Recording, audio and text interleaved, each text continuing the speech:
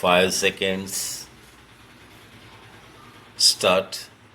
Addressing the gathering, Sir Vadia said, I have always been a humble observer of men and events in the political field for half a century.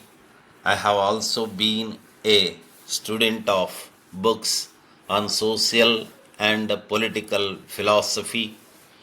In the present day world of propaganda, where the mass of men are fed from day to day by the press and radio with conflicting ideologies, even a detached observer finds it difficult to see clearly. If I am tempted to speak at an age when I have retired from all active work, it is because I have a desire to be helped to a little more clear thinking in this disturbed atmosphere, as much as to help others to think, because truth has little chance of emerging if it is not to be a product of cooperative endeavor.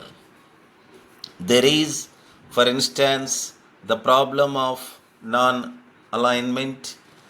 It is not merely we in India who, led by the great leader, join in the song of praise, but a number of other nations newly born and characterized as politically immature from the top to the successive lower rungs of the political ladder.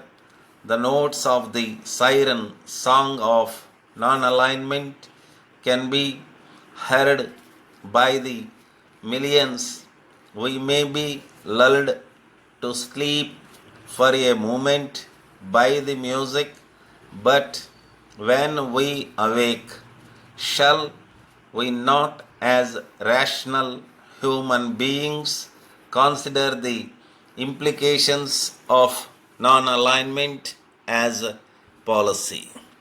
We are told it is not neutrality.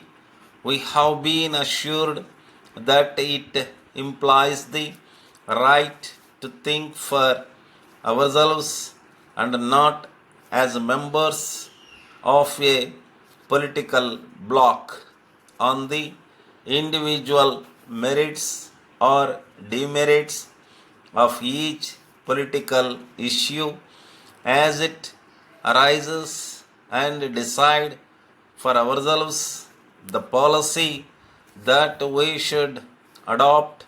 Such an explanation gives rise to more problems than the one which it was intended to solve. In the first place, it is not easy to decide between the good and the bad in the case of group activities involved in national conflicts, when we have found it difficult to decide between the good and the bad in the case of individuals. In the second place, we are, by such an easy explanation, undermining one of the fundamental principles of democracy, which we are proud to advocate, and equally proud to be labeled as one of the biggest democratic nations of the world. Dear sir, it was very much pleased to have your letter of the 20th April regarding the house at 276 Gandhi Nagar. It is most kind of you to let me take over the house on the condition which you have suggested, and I hope to call and see Sri Krishnamurti of the Central Properties Company tomorrow. I shall try to move into the house on Wednesday, the 1st May.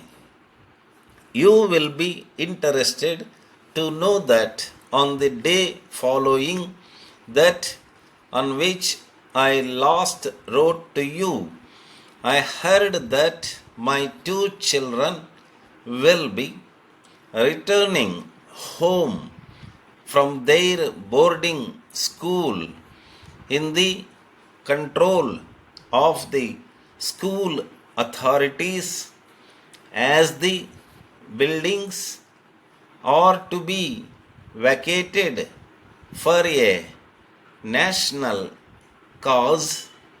The school is no longer able to function. It has, a matter of fact, been taken over for national purposes in view of the Chinese aggression. It is therefore even more important for me to be in a position to take over the house. Yours sincerely,